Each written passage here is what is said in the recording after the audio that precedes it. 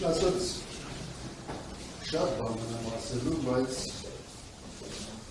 9 ամիսների ընթացքում միշտ ասել եմ անցած դատական լիստին երբ խոսեցի ձեր կողմից դիտարկվեց թե ես էմոցիաների վրա կամ ինչերի վրա խոսում, բայց ոչ այն ինչ որ կխոսեմ, այն ինչ որ կասեմ, դա էմոցիոնալ խոսք չի, ոչ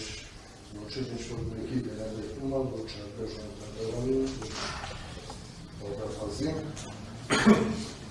Ընդհանրապես ես ուզում եմ հասկանամ, իսկապես ինչի համար են այս 9 ամիս կալանքի տակ։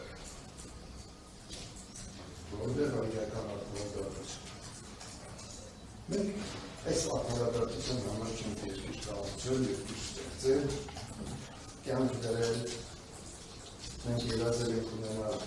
մի այնպիսի երկիր, մի այնպիսի հայրենիք, որտեղ որ աստվածաշնչյան խոսքերով հայրություն ու գառը իրար հետ տարածան։ Բայց իրականում խումբ է կառուցել քննչական կոմիտեի կողմից այս մարդու հետ առաջի դատական նիստին են ծանոթացել հարում։ Առաջի դատական նիստին այս տեսակի կեղծիք կանի, որ խումբ են այս մարդը, դա շատ է։ Ենթադրությունների վրա կառուցված թե քննչական կոմիտեի կողմից հարույթ իրականացնող մարմնի կողմից բոլոր ենթադրությունները ես հավատացած եմ, որ դուք ծանոթացել եք թե առերեսումներին, թե այդ մարդկանց ենթադրություններին, նման է մի մարդու, որը որ 30 տարի ճանապարհ ունի անցած, որ օդի մեջ հայտարարություն տարածի, ով ուզում աշխատանք ունենա, ու անծանոթ մարդկանց հետ խումբ կազմի, ինչ որ չգիտեմ, ենթադրյալ ծանր հանցագործություն կատարի։ Հարգելի դատարան, եթե ես այդպիսի մտադրություն ունենայի, 20 թվականի նոյեմբերի 9-ին կանեի դա։ Բայց մեր սև հովազներից, մեր ջոկատից ոչ ոք այդ տվյալ օրը, տվյալ պարագայում չի հայտնվել տվյալ վայրում։ Եթե ես ուզենայի այդ ժամանակ առիթել ու կարել։ Իզուր չի լուսահոգի Արցախի հերոս Ռուստամ Գասպարյան կողմից ասված նվիրյալները չեն դառնում փոխվում, կարգավորվում։ Մենք նվիրյալներս նվիրյալ ենք հայրենիքին, ընտանիքին,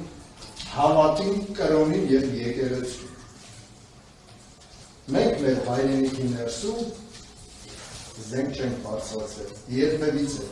Ես ուզում եմ մի բան հիշեցնել, 96 թվականին երևի հարգարժան դատախազ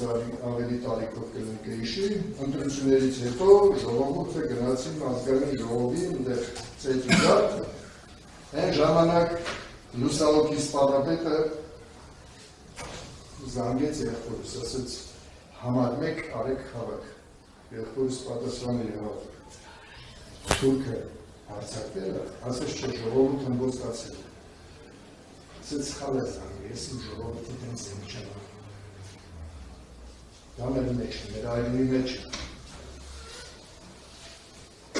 ենթադրությունով 9 ամիս պահել կալանքի տակ, դա արդարադատություն չի,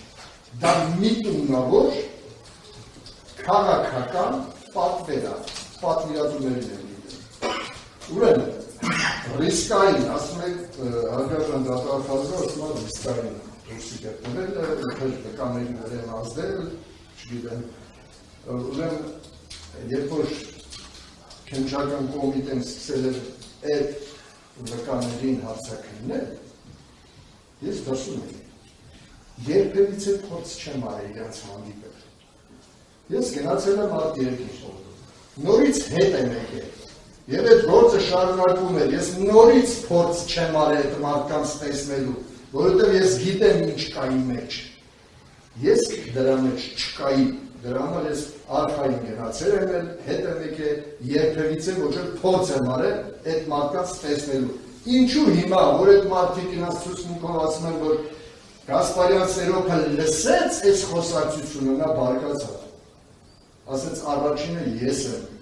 սատկացնելու մարդուն, որ իմ հայրենիքի մեջ զենք բարձրացնի։ Սա որպես վկայություն արժանահավատ չի, բայց ենթադրությունը արժանահավատ է, այդպիսի արդյունադատություն կա։ Ցույցմունք է տալիս, մարդ դասում այս մարդը սենց բան ասեց, բայց ենթադրում եմ, որ դե ինքը կարող է գիտեր, այսինքն այդ ասածը վկայությունը հետ ենթադրությունը կարևոր է եւ Սենոկ Գասպարյանը դուրս լինելով կազմի վկաների վրա, չէ, երբեք չեմ ուզեցել, չեմ ուզում, չեմ էլ ուզի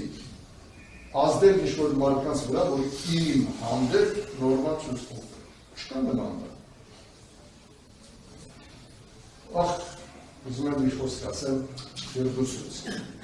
որը հիմա կարգարկում է, հարգելի դատարան։ Նեղալյալ, եթե վերաբերում եք քննությանը, այո, մենք ամբողջ կյանքներս տուն,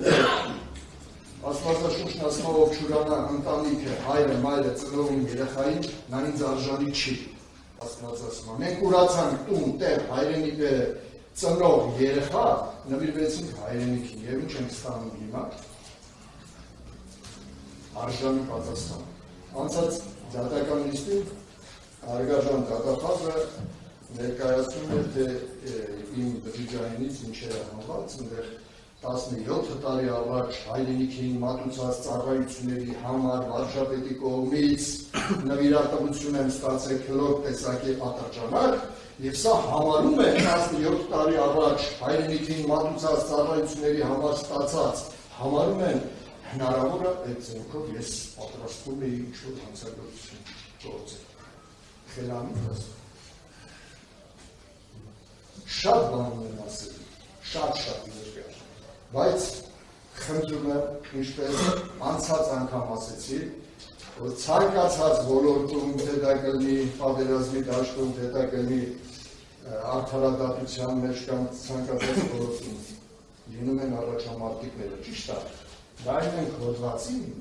վախենալու հոդվածը ցանկացած ոնց ասեմ, որ սա ձեզ չի վերաբերում, վախենալու հոդվածը, բայց Տեր Հիսուսն ասում է, մարդկոտները անգամ երկնային արքայություն չեն։ Ճիշտ է, ես անազատության մեջ եմ, մարմնով, բայց հոգով ազատ եմ։